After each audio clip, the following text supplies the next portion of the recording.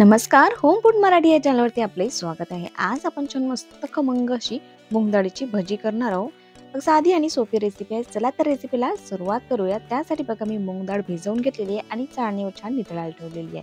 बघा यामध्ये अजिबात पाणी नाही आहे. पूर्णपणे डाळ मस्त अशी कोरडी झालेली आहे. अशाच पद्धतीची आपल्याला डाळ करून घ्यायची आहे. त्यानंतर बघा आपण भजीचे साहित्य पाहूया.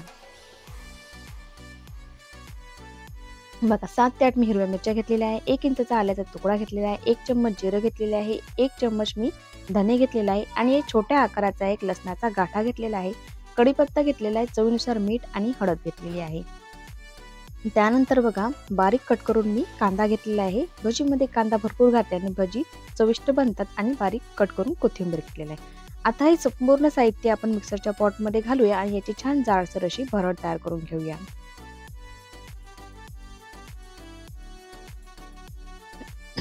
तुम्हाला जर माझी रेसिपी आवडत असेल तर व्हिडिओला लाईक आणि चॅनलला सबस्क्राईब करायला विसरू नका आणि कमेंटद्वारे नक्की कळवा की माझी रेसिपी तुम्हाला कशी वाटत आहे. बघा अशा पद्धतीचे आपण वाटण तयार करून घेतलेलं आहे. आता हे वाटण आपल्या एका भांड्यामध्ये काढून घेऊया. त्यानंतर बघा त्याच मिक्सरच्या पॉटमध्ये मी जी मुगाची डाळ घेतलेली आहे आपण ती घालूया आणि तुम्हाला जर आवश्यकता गरज वाटली तर यामध्ये 1-2 चम्मच तुम्ही पाणी घालून याच्या डाळीचे छान मस्त असं मिश्रण तयार करून घेऊया. बघा अशा पद्धतीची डाळ मी व्यवस्थित वाटून घेतलेली आहे. आता आपण त्या भांड्यामध्ये संपूर्ण मसाला आणि ही डाळचे मिश्रण काढून घेऊया. बघा अशा पद्धतीची रवाड आपल्याला डाळ हवी आहे.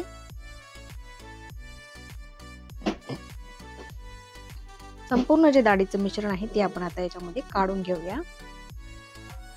बघा त्यानंतर मीठ आणि हळद घालून घेतलेली आहे आणि तो बारीक कट करून जो कांदा घेतलेला आहे तो घालून घेऊया.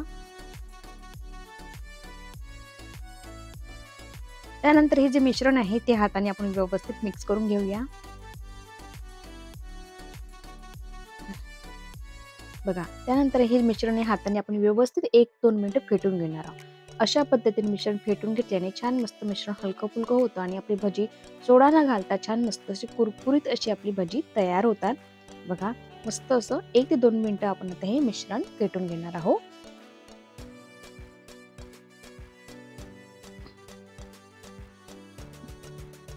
बघा मिश्रण छान फेटून झालेलं आहे. त्यानंतर बघा मी गॅसवरती कढई गरम करायला ठेवलेली आहे आणि काही मिरच्या कट करून घेतलेल्या आहे आणि ती मिरची आपण भजीसोबत खाण्यासाठी तळून घेणार आहोत.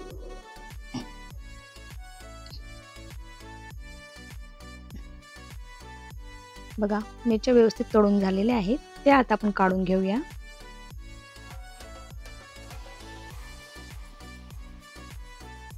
त्यानंतर बघा तेल छान तापलेलं आहे. आता आपण यामध्ये मस्त छोट्या छोट्या आकाराची मस्त मूग डाळीची भजी सोडणार आहोत तेलामध्ये. मस्त छोटी छोटी भजी काढली ते छान मस्त कुरकुरीत होतात आणि मस्त छान सर्व बाजून मस्त अशी तळल्या सुद्धा जातात आणि छान अशी भजी आपली तयार होतात.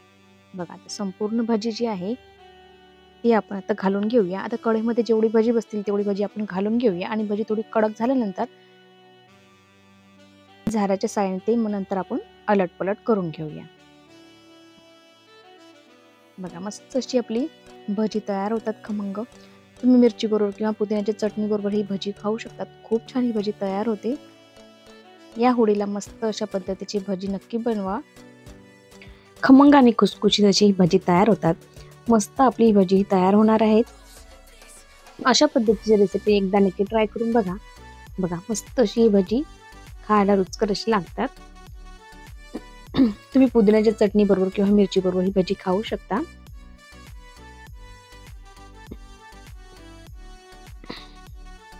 बघा आपली आता भजी तयार झालेली आहे.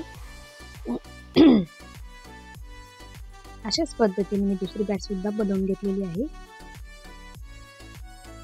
बघा अशाच पद्धतीने मी दुसरी बॅच सुद्धा बनवून घेतलेली आहे भजीची. बघा आपली भजी आता बनवून तयार झालेली आहे आणि दुसरी बॅच सुद्धा तयार होत आहे. तुम्हाला जर माझी रेसिपी आवडली असेल तर व्हिडिओला लाईक आणि चॅनलला सबस्क्राईब करायला विसरू नका आणि कमेंटद्वारे नक्की कळवा की माझी रेसिपी तुम्हाला कशी वाटलेली आहे. बघा खमंग खुसखुशीत आपली भजी तयार झालेली आहे. आता आपण डिशमध्ये घेऊया.